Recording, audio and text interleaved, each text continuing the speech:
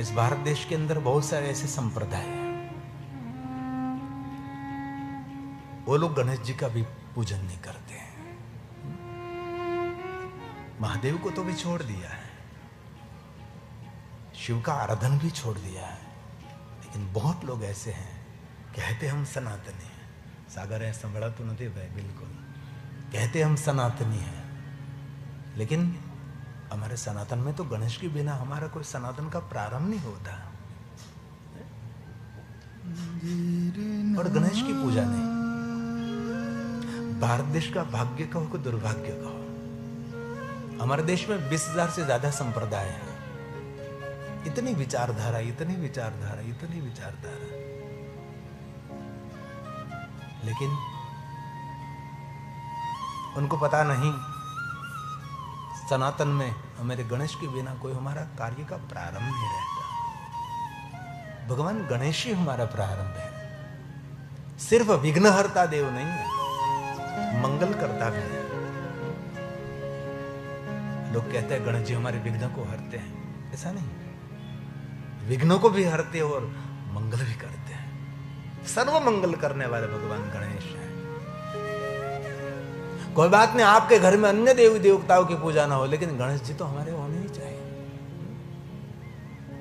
गणेश के बिना हमारे कार्य का प्रारंभ कैसे हो सकता है? कभी नहीं।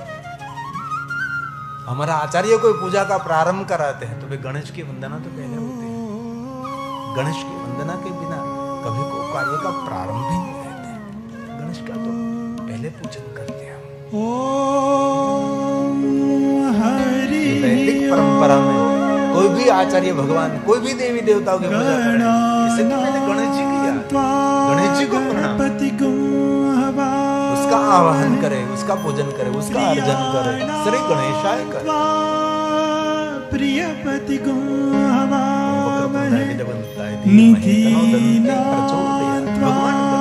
निधिपति वसो मम ताहम जानि गर्भधमा त्वमें जासि गर्भधम्। ओम भूर्भुवस्वः श्रीमन्महागणाधिपतये नमः। नमस्कारो नमस्कारो। भगवान गणेश जी के, इसलिए भगवान व्यास जी ने कथा कहनी है महादेव जी की, लेकिन गणेश जी को भी याद किया है। विघ्नेश्वर वरदा,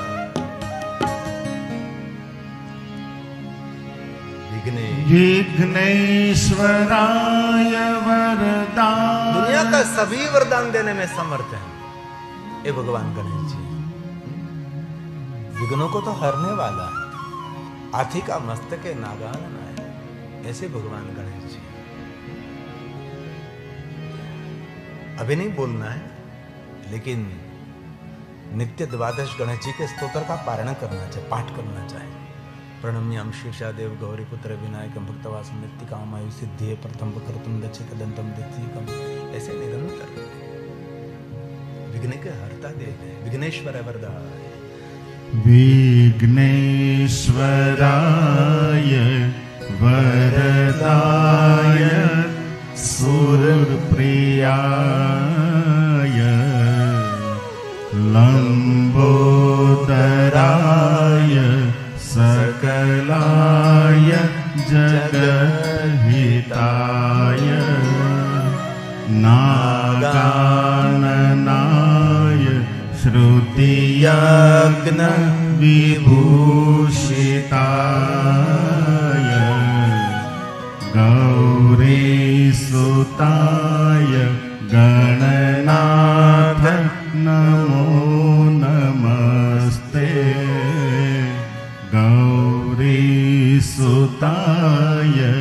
गणनाथ नमो नमस्ते। प्रयाग तीर्थ में कथा का प्रारंभ सुत पुराणे कर रहे हैं। धर्म क्षेत्रे महाक्षेत्रे गंगा कालिंदी संगमे प्रयागे परम पूर्णे ब्रह्मलोकस्य वर्तमाने। ब्रह्मलोक के मार्ग स्वरूप प्रयाग तीर्थ में सुत पुराणे जी भगवान महादेव की कथा का प्रारंभ कर रहे हैं। शैनक आदि महात्माओं ने सुत पुराणे का सुंदर संबोधन किया है। और बहुत भाव प्रकट किया है। ये महाभाग्यवान सुत जी सागर घरे कर गौछाएं काहे न ते हंभळा तो મને મંચ પર હું બોલું એ મારું નથી સંભળાતું. જે બેકિંગ મળવું જોઈએ એ મળતું નથી.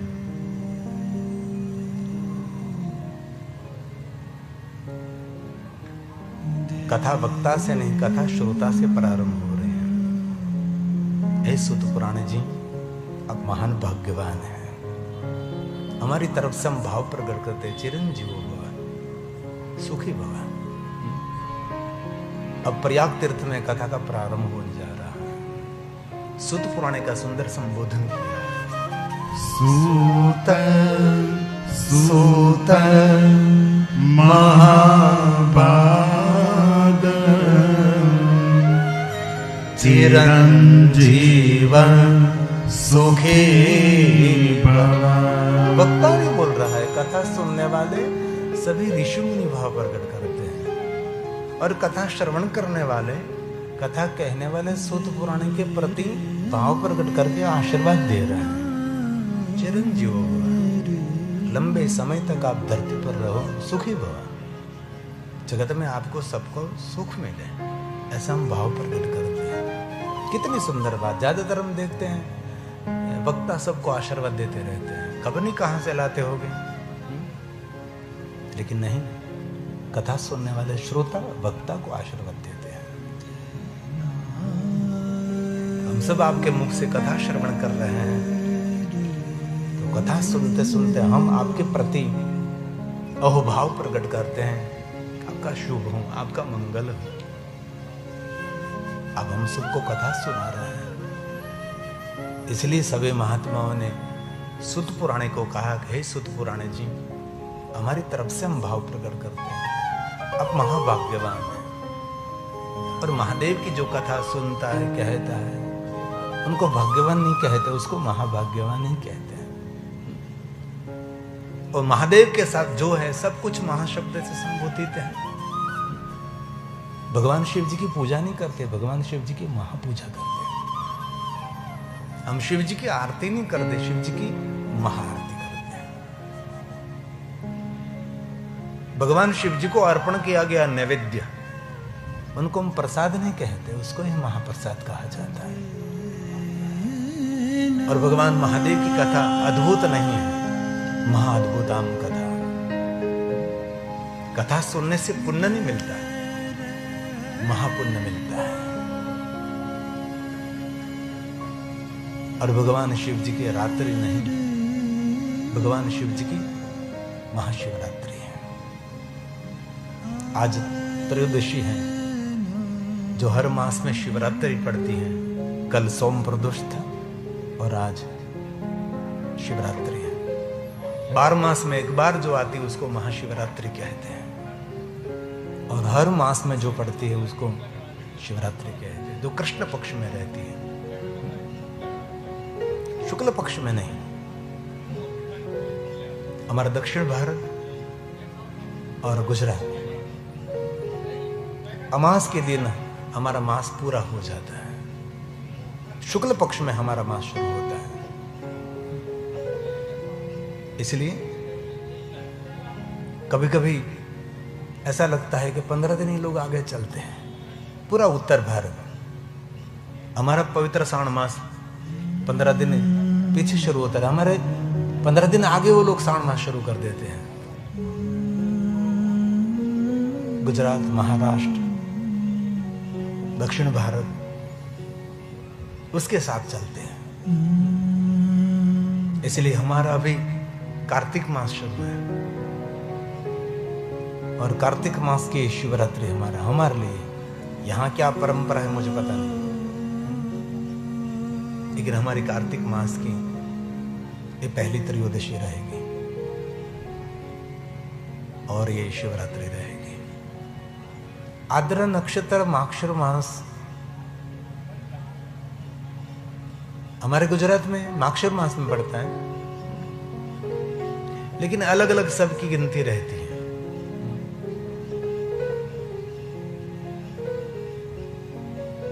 हमारा आद्र नक्षत्र माक्षर मास 6 दिसंबर को पड़ता है, जिनको हम ज्योति पर्व कहते हैं। इस दिन भगवान स्वयं शिव जी ब्रह्मा विष्णु के सामने ज्योति स्वरूप में प्रकट हुए थे। इसलिए पूरा दक्षिण भारत ज्योति पर्व मनाते हैं। अपने घर में दीपमाला प्रज्वलित करते हैं, शिवालय में दीपमाला प्रज्वलित करते हैं। जैसे दीपावली में हम दीप प्रज्वलित करते हैं, वैसे ही सब अपने अपने घर में दीपमाला प्रज्वलित करते हैं। शिवालय में विशेष प्रकार से दीपमाला प्रज्वलित करते हैं। तो ये आर्द्रा नक्षत्र माक्षर मास 100 महाशिवरात्रि का पुण्य देने वाला है। तो 100 बार महाशिवरात्रि का व्रत करे, जो पुण्य मिले वो पुण्य सिर्फ आर्द्रा नक्षत्र माक्षर मास के दिन भगवान शिव का अर्चन पूजन दर्शन करने से। इसलिए आर्द्रा नक्षत्र माक्षर मास के दिन भगवान स्वयं शिव जी ब्रह्मा और विष्णु के समक्ष एक बहुत बड़े ज्योति के रूप में प्रकट हुए थे। उसको आर्द्रा नक्षत्र माक्षर मास कहते हैं। और ज्योति में से एक प्रादुर्भाव हुआ, जिनको हम शिवलिंग कहते हैं। कभी सोचना चाहिए कि शिवलिंग के आगे हम ज्योति क्यों लगाते हैं? हम ज्योतिर्लिंग कहते हैं। जिनका प्रागट्य, जिनका प्रादुर्भाव ज्योति में से हुआ है, उसको इसलिए हम ज्योतिर्लिंग बोलते हैं। और बहुत लोगों के मन में ऐसा है कि सिर्फ ज्योतिर्लिंग 12 ज्योतिर्लिंग है। 12 ज्योतिर्लिंग नहीं, 100 करोड़ ज्योतिर्लिंगों की महिमा है। 100 ज्योतिर्लिंग, इसमें मुख्य नहीं प्रधान ये 12 ज्योतिर्लिंग है। और भारत देश को 12 ज्योतिर्लिंग जोड़कर रखते हैं। अलग अलग प्रांत में अलग अलग ज्योतिर्लिंग रहते हैं। जैसे आपके मध्य प्रदेश में ओमकारेश्वर महादेव, महाकालेश्वर महादेव ज्योति है। हमारे गुजरात में सोमनाथ महादेव जो प्रथम ज्योति है, और भगवान नागेश्वर महादेव भी रहते हैं, जो आदि जगत गुरु शंकराचार्य महाराज ने मान्यता दी कि उसको ज्योतिर्लिंग माने। वास्तव में तो दारुका बाने हैं, वो हमारे प्रांत में नहीं रहा, हमारे विधर्मियों के प्रांत में चला गया। इसलिए वहां नहीं पहुंच सकते। इसलिए हमारे आदि जगत गुरु शंकराचार्य ने कह दिया कि हमारे लिए ज्योतिर्लिंग है। और महाराष्ट्र में ओढ़ा नागनाथ भी। इसलिए अलग अलग प्रांतों में भगवान महादेव जी भी रहते हैं। और पंच केदार की भी अद्भुत महिमा है। हम लोगों को सब कुछ कंठस्थ नहीं, लेकिन 12 ज्योतिर्लिंग तो सबको मुखपाठ होना चाहिए। हम भारत में रहते हैं, हमारी सनातनी परंपरा का हम निर्वाह करते हैं। हमारे बच्चों को भी कंठस्थ करना चाहिए कि बेटा और कुछ स्तोत्र मंत्र आपको कंठस्थ ना हो, जरूर ज्योतिर्लिंग बोले, ज्ञान मिलेगा, भगवान शिव की ज्योति मिलेगी। और हम सब गौरव करते हैं कि पहला ज्योतिर्लिंग गुजरात में, सौराष्ट्र में, जहां से मैं आ रहा हूं वहां पहला ज्योतिर्लिंग है। और 25 जनवरी से वहां 9 दिन की कथा है। प्रथम ज्योतिर्लिंग सोमनाथ महादेव। और कभी अवसर मिले तो ज्योतिर्लिंगों में निवास भी करना चाहिए। वैसे तो शिव महापुराण ग्रंथ में कहा, बाकी रहा शेष जीवन ज्योतिर्लिंगों में व्यतीत करना चाहिए, लेकिन ये तो नहीं कर सकते। घर छोड़ ही नहीं सकते, व्यवहार परिवार भी नहीं छोड़ सकते। ये नहीं हो सकता तो रुद्र रात्रि 11 रात्रि ज्योतिर्लिंगों में निवास कर। ये भी न हो सके तो नवरात्रि कभी ज्योतिर्लिंग में रहे।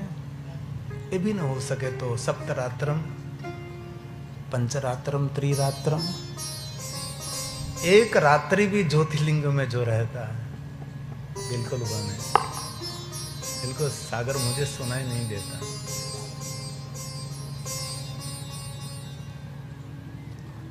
बाकी YouTube में सुंदर आवाज आ रही है, श्रोता सभी भी सुंदर सुन रहे, और मेरी कथा मैं नहीं सुन रहा।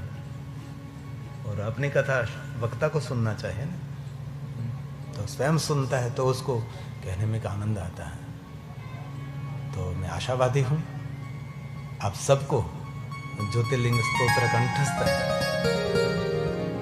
और कभी अवसर मिले तो जरूर ज्योतिर्लिंगों में एक रात्रि का निवास करना चाहिए, उसकी अंतिम रात्रि मंगलमय हो जाती है। तो आप सबको कंठस्थ हैं, साथ में गाएंगे।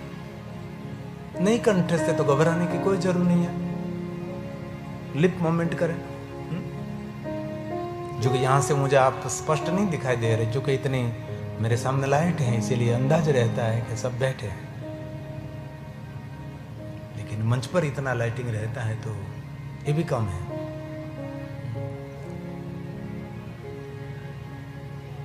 तो आइए भाव से और आदर के साथ। सौराष्ट्रे सोमनाथं च श्रीशैले मल्लिकार्जुनम् उज्जैन्यां महाकालम् ओंकारं ममलेश्वरम् परल्या वैद्यनाथं च दाकिन्यां भीमशङ्करम् सेतुं बन्धयितुं रामेशं नागेशं दारुकावने वाराणस्यां तु विश्वेशं त्र्यम्बकं गौतमी तटे हिमालये तु केदारम् घोषणेशं च शिवालये एतानि ज्योतिर्लिङ्गानि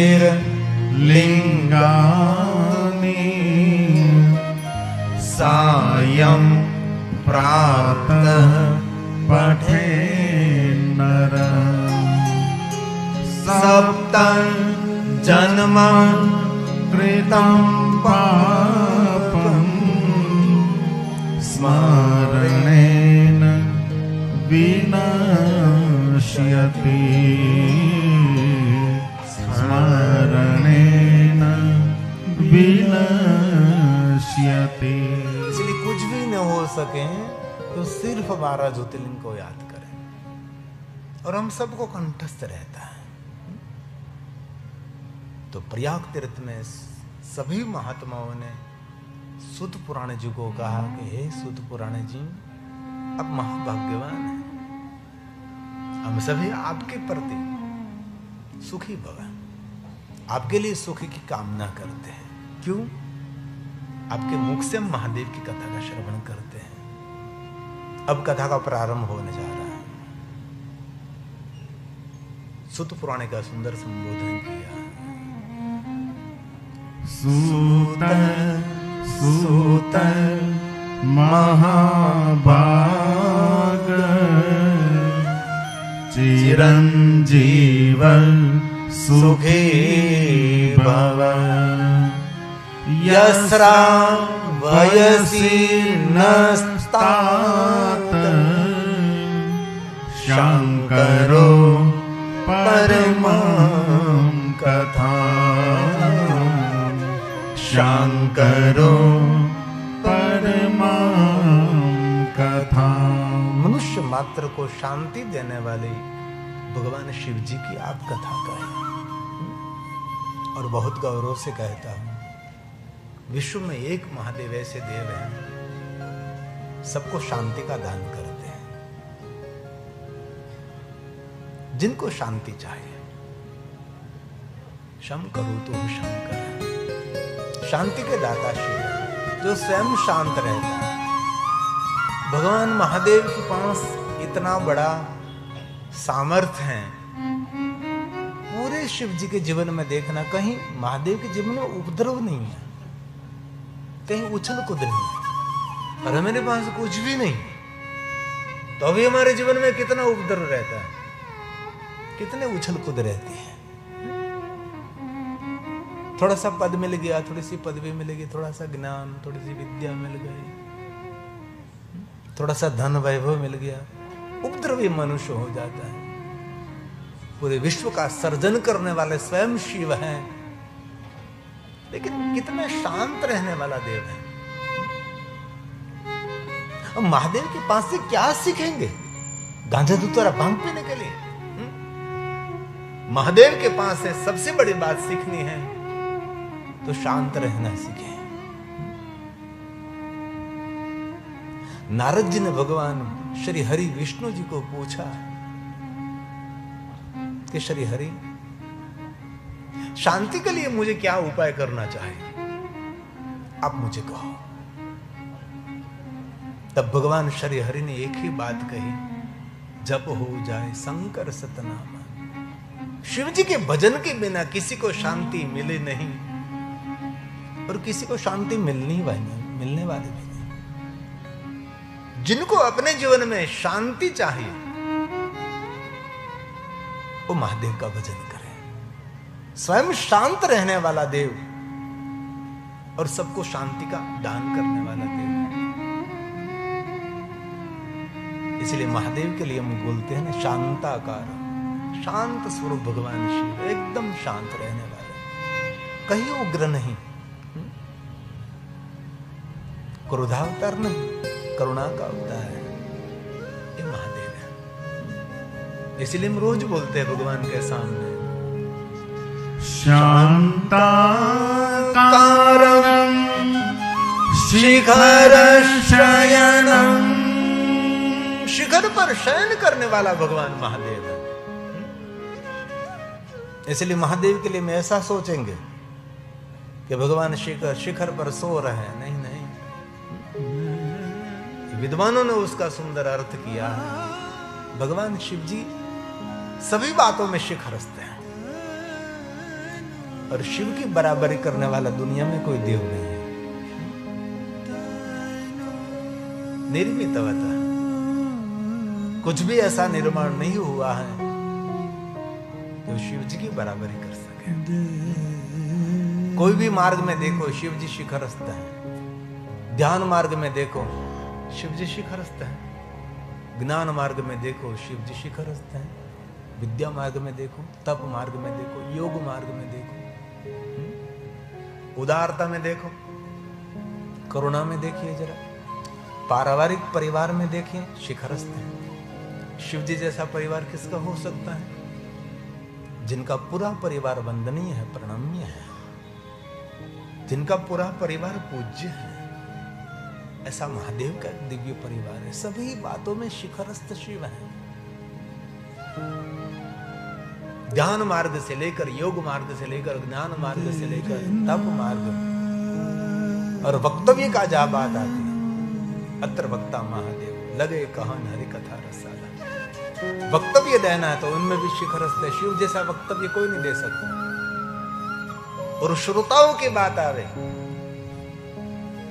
तो शिव जैसे श्रोता कौन हो सकता है? राम कथा मुनि बर्ज बखानी, सुनी महेश परम सुख मानी। श्रोता में भी शिखरस्थ है, वक्ता में भी शिखरस्थ है। शिव जैसा तप कौन कर सकता है? शिव जैसा ध्यान कौन कर सकता है? कौन कर सकता है? और एक बात कहूं, शिव जैसा त्यागी कौन? महादेव जैसा वैरागी कौन?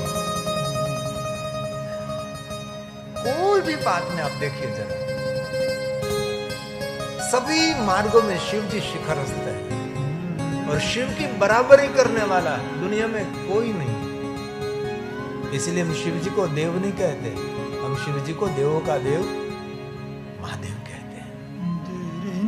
लेकिन बहुत सारे विचारधाराओं ने शिव परंपरा को इतना डैमेज कर दिया है। हमारे गुजरात में ऐसी बहुत सारी संप्रदाय के हैं, अभी भी वो लोग शिव जी का नाम सुनते भी नहीं, लेते तो नहीं है। कहीं शिव जी का स्थान आता है तो अपना मुंह मोड़कर चले जाते हैं। ऐसे बहुत लोग हैं, उसको पता नहीं उनका उद्गम स्थान शिव है, उसका जीवन भी शिव है, उसका अंत भी शिव है और अनंत भी भगवान शिव है।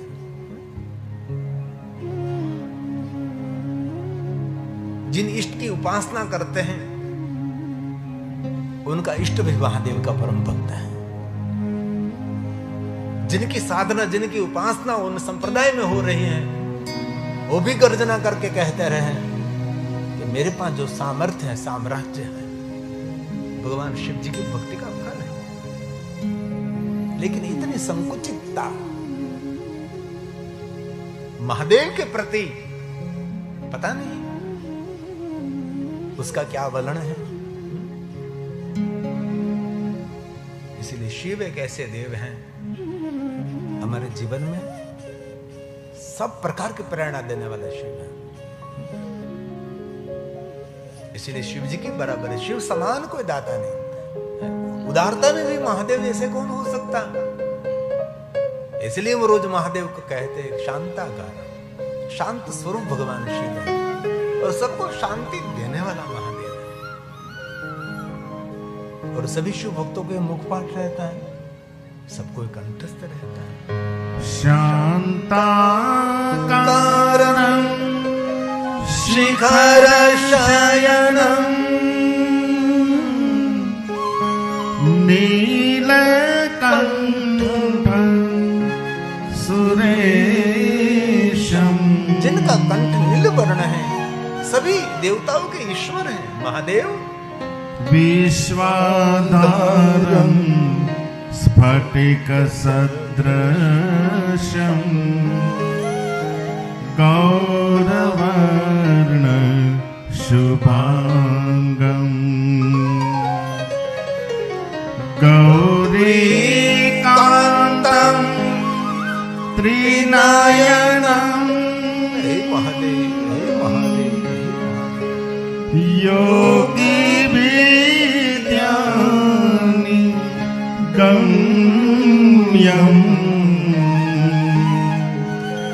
वन्दे शम्भो भवभयहरं सर्वलोकैकनाथं सर्वलोकैकनाथं। सर्वलोक के ईश्वर है ये महादेव।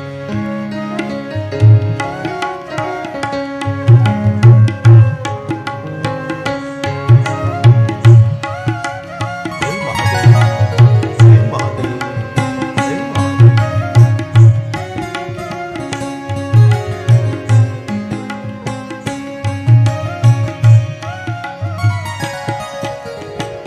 हे शिव शंभो, हे महादेवा, हे शिव शंभो, हे महादेवा, हे महादेवा करे सब सेवा, हे महादेवा करे सब सेवा।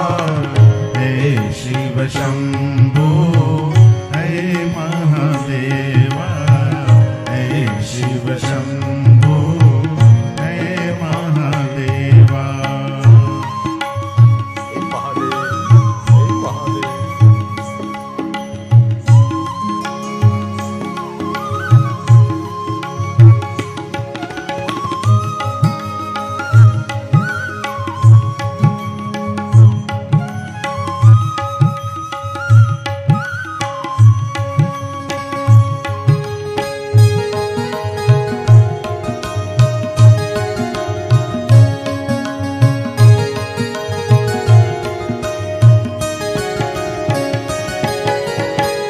देवों में महादेव कृपाला, देवों में महादेव कृपाला।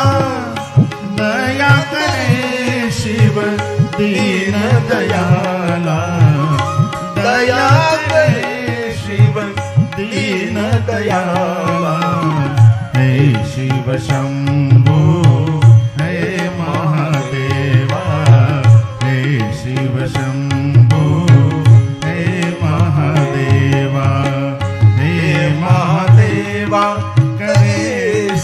सेवा, हे महादेवा करे सब सेवा, हे शिव शंभो हे महादेवा, हे शिव शंभो हे महादेवा।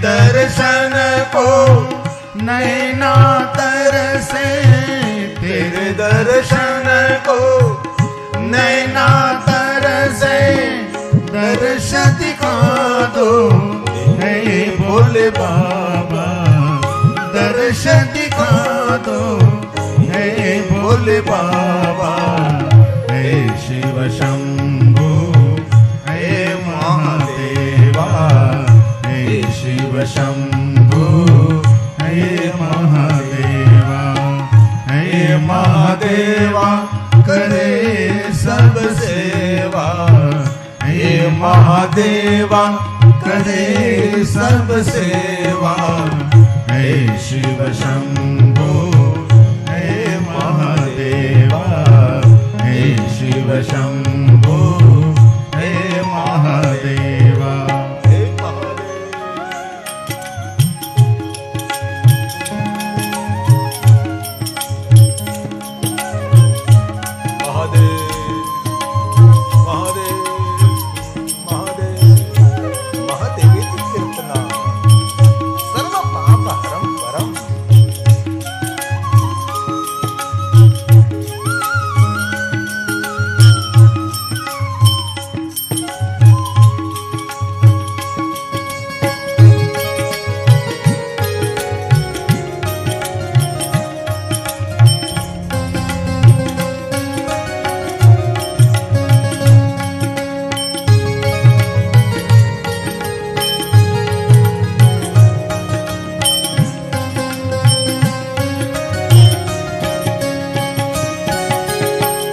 नाम निरंजन है अविनाशी, नाम निरंजन है अविनाशी, ध्यान धरे गिरि है कैलासी, ध्यान धरे गिरि है कैलासी, है शिव शंभो है महादेवा, शिव शंभो हे महादेवा, हे महादेवा करे सब सेवा, हे महादेवा करे सब सेवा, हे शिव शंभो हे महादेवा, हे शिव शंभो हे महादेवा, हे शिव शंभो